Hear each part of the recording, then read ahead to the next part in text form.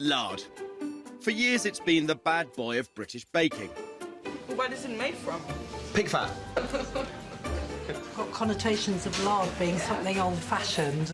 But with butter back in favour, is it time for lard to shine? When you think of lard, you think of just like congealed fat from like the 20th century. Does lard really deserve this reputation for being old-fashioned and unhealthy?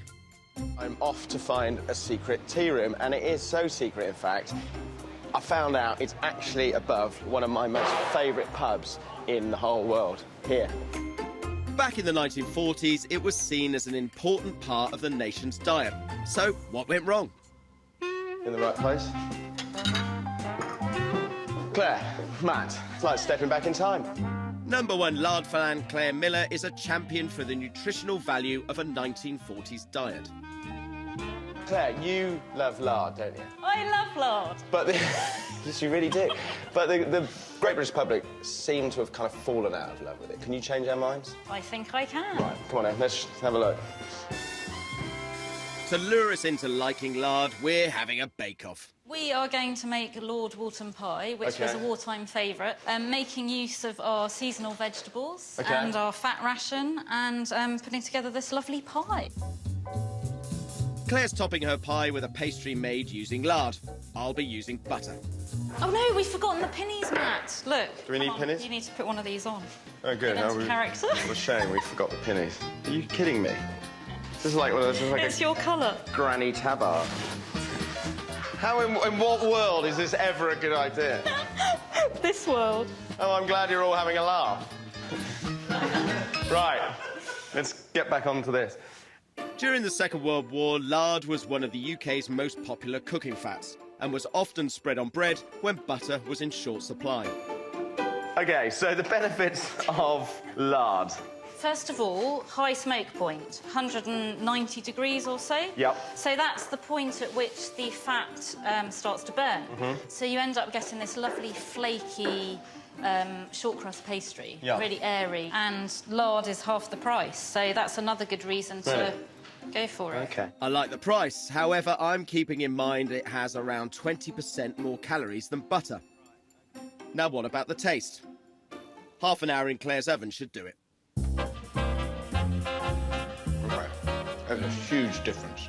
This has got a really good flavour, the butter, but that is incredibly flaky. And I'm actually a little bit amazed just what a difference that makes. I thought it would be pretty much the same, but it's not. So often what people do is combine half butter, half lard. Yeah. To get, so you're getting the best of both worlds there, yeah. I'm off to Germany, a nation with a long history of loving lard. So this is Schmaltzbrot, which is basically lard balls, and it is utterly delicious. And this is a very cool and trendy restaurant in the middle of Munich, thus proving that lard balls is for poor people and not just for fatties.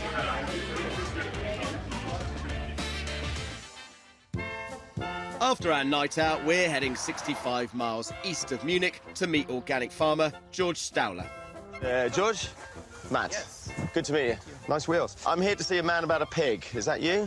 Yes. George and his family have been making lard using the fat from their pigs for over 50 years. Is there a benefit to them being outside all the time? One important thing is that they are in the sun, so they have more vitamin D in the... Vitamin D?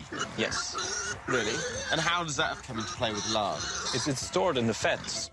In fact, lard is one of nature's best sources of vitamin D, and if it comes from outdoor-reared pigs, it can contain over 50% more than butter. How do you actually make it? How do you produce lard? I can show you. OK, cool. George's mum, Gertrude, is making lard using the fat taken from the pig's back. It's quality outdoor stuff and is often eaten on bread, just like I had in the restaurant.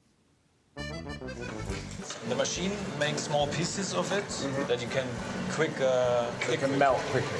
Yes. It doesn't smell intensive if you make it right. The minced fat goes into the oven to melt or render it. After an hour, the liquid is then filtered and left to chill. So this is what comes out of the oven. Okay. And this is just it's pretty much an odourless fat. Yes. Is it really healthy? It's very healthy. It have less saturated fat than butter. Less saturated fat than butter? That's almost unbelievable. Can it really be true? To investigate, I've come back to the UK, to East London, where I'm meeting dietitian Joe Travers, a spokesperson for the British Dietetic Association. Hi, how you doing? Good, Nice to meet you. Nice to meet you. Lard's popularity started to decline in the UK in the 1950s when saturated fats were linked to heart disease. But recent research suggests that saturated fat isn't quite the demon we once thought. Is lard better for people than butter? Lard actually has quite a lot of the monounsaturated fats, which is the heart-healthy fats. Those kind of fats which we actually need in our diets. So much more, in fact, than butter does.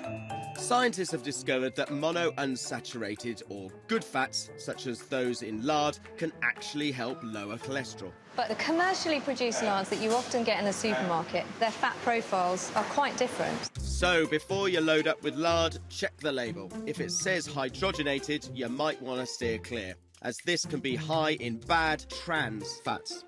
So actually, when you get down to it, there's nothing wrong with including lard in your diet. So everything in moderation.